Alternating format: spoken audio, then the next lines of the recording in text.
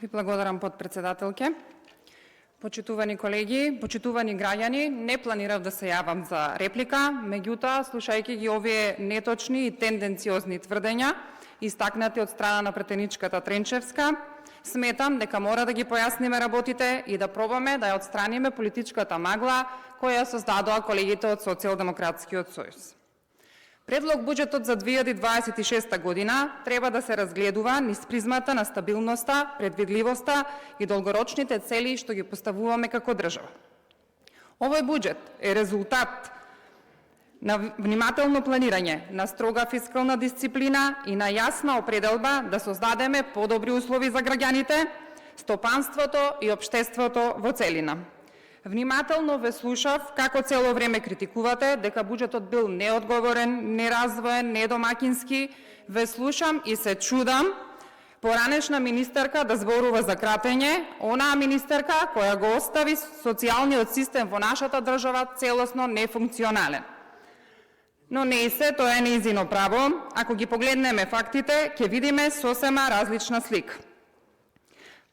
Една од клучните придобивки во предлог буџетот за 2026 година е токму зголемувањето и подобрувањето на социјалната заштита, односно имаме зголемување кај социјалната заштита за 7,8%, вклучувајќи поддршка за невработените, децата и ранливите групи. Почитувана Тренчевска, зголемениот буџет не значи расфрлање, туку подобра заштита на граѓаните.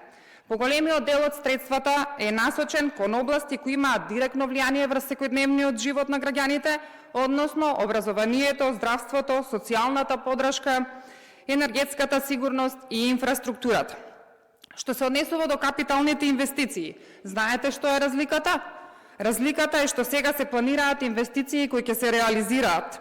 Разликата е тоа што сега немаме инвестиции на хартија кои беа рекордни во ваше време, а реализацијата беше катастрофална.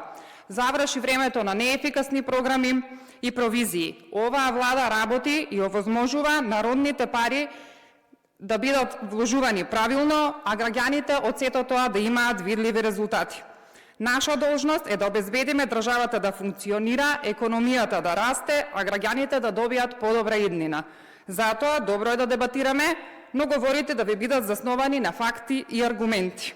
Граѓаните очекуваат одговорност и резултати, а не политички пресметки и драматизации на собраниската говорница. Овој буџет е поставен со мерка, со реални очекувања и со јасна цел – стабилност, раст и предвидливост. Се друго се политички конструкции кои граѓаните веќе одамна ги препознаат.